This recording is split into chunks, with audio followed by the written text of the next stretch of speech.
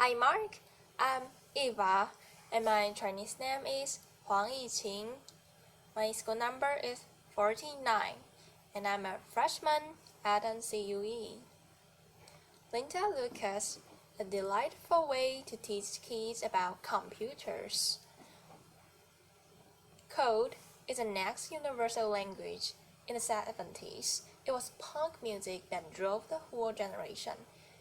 In the 80s, it was probably money. But for my generation of people, software is the interface to our imagination and our world. And that means that we need a radically more diverse set of people to build those products, to not see computers as mechanical and lonely and boring and magic, to see them as things that they can tinker and turn around and twist, and so forth. My personal journey into the world of programming and technology started at the tender age of 14. I had this mad teenage crush on an older man, and the older man in question just happened to be the then Vice President of the United States, Mr. Al Gore, and I did what every single teenage girl would want to do. I wanted to somehow express all of this love, so I built him a website. It's over here. And in 2001, there was no Tumblr, there was no Facebook, there was no Pinterest. So I needed to learn to code in order to express all of this longing and loving. And that is how programming started for me. It started as a means of self-expression. Just like when I was smaller, I would use crayons and Legos. And when I was older, I would use guitar lessons and theater plays. But then there were other things to get excited about, like poetry and knitting socks and conjugating French irregular verbs and coming up with make-believe words and Bertrand Russell and his philosophy. And I started to be one of those people who felt that computers are boring and technical and lonely. Here's what I think today. Little girls don't know that they are not supposed to like computers. Little girls are amazing. They are really good at concentrating on things and being exact, and they ask amazing questions like what and why and how and what if. And they don't know that they are not supposed to like computers. It's the parents who do. It's us parents who feel like computer science is this exoteric, weird science discipline that only belongs to the mystery makers. That is almost as far removed from everyday life as, say, nuclear physics. And they are partly right about that. There's a lot of syntax and controls and data structures and algorithms and predicals, protocols and paradigms in programming. And we as a community, we've made computers smaller and smaller. We've built layers and layers of abstraction on top of each other between the man and the machine, to the point that we no longer have any idea how computers work or how to talk to them. And we do teach our kids how the human body works. We teach them how the combustion engine functions. And we even tell them that if you want to really be an astronaut, you can become one. But when the kid comes to us and asks, so what is a bubble sort algorithm? Or how does a computer know what happens when I press play? How does it know which video to show? Or, Linda, is internet a place? We adults, we grow utterly silent. It's magic, some of us say. It's too complicated, the others say. Well, it's neither. It's not magic and it's not complicated. It all just happened really, really, really fast. Computer scientists built these amazing, beautiful machines, but they made them very, very foreign to us. And also the language we speak to the computers so that we don't know how to speak to the computers anymore without our fancy user interface. And that's why no one recognized that when I was conjugating French irregular verbs, I was actually practicing my pattern recognition skills. And when I was excited about knitting, I actually was following a sequence of symbolic commands that included loops inside of them. And that learned Russell's lifelong quest to find an exact language between English and mathematics found its home inside of a computer. I was a programmer, but no one knew it.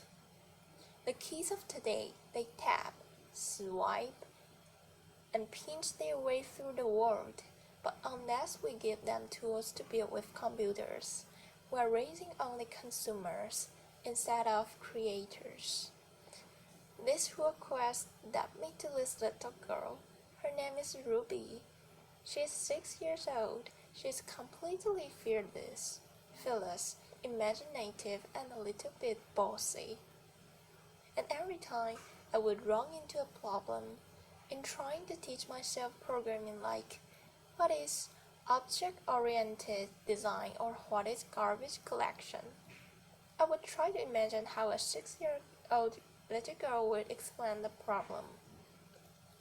And I wrote a book about her and I illustrated it, and the things Ruby taught me to go like this. Ruby told me that you are not supposed to be afraid of the box under your bed. And even the biggest of the problems are the good of tiny problems stuck together. And Ruby also introduced me to her friends, the colorful side of the internet culture. She has friends like a snow leopard, who is beautiful but doesn't want to play with the other kids. And she has friends like a green robots that are really friendly but super messy. And she has friends like Liukas, the penguin who's really ruthlessly efficient, but somewhat hard to understand, and idealistic foxes, and so on. In Ruby's world, you learn technology through play, and for instance, computers are really good at repeating stuff. So the way Ruby would teach loops goes like this. It is Ruby's favorite dance move. It goes clap, clap, stomp, stomp, clap, clap and jump. And you learn counter loops by repeating that 4 times. And you learn while loops by repeating that sequence where I'm standing on one leg. And you learn until loops by repeating the sequence until mom gets really mad. Laughter. And most of all, you learn that there are no ready answers. When coming up with the curriculum for Ruby's world, I needed to really ask the kids how they see the world and what kind of questions they have, and I would organize play testing sections. I would start by showing the kids these 4 pictures. I would show them a picture of a car, a grocery store, a dog, and a toilet. And I would ask, which one of these do you think is a computer? And the kids would be very conservative and go, none of this is a computer. I know what a computer is. It's that growing box in front of which mom or dad spends way too much time. But then we would talk and we would discover that actually a car is a computer. It has a navigation system inside of it. And a dog might not be a computer, but it has a collar, and a collar might have a computer inside of it. And grocery stores, they have so many different kinds of computers, and the cashier system, and the burglar alarms. And kids, you know what? In Japan, toilets are computers, and there's even hackers who hate them. Laughter. And we go further, and I give them these little stickers with an on/off button on them.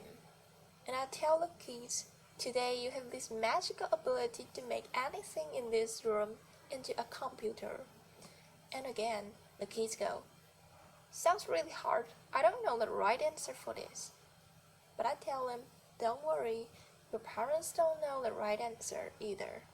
They've just started to hear about this thing called the Internet of Things. But you kids, you are going to be the ones who are really going to live up in a world where everything is a computer. And then I had this little girl who came to me and took a bike lamp. And she said, this bicycle lamp, if it were a computer, it would change colors. And I said, that's a really good idea. What else could it do? And she sings and she sings. And she goes, if this bicycle lamp were a computer, we could go on a biking trip with my father and we will sleep in a tent. And this biking lamp could also be a movie projector. And that's the moment I'm looking for. The moment when the kids realize that the world is definitely not ready yet. That a really awesome way of making the world more ready is by building technology. And that each one of us can be a part of that change. Finally, final story.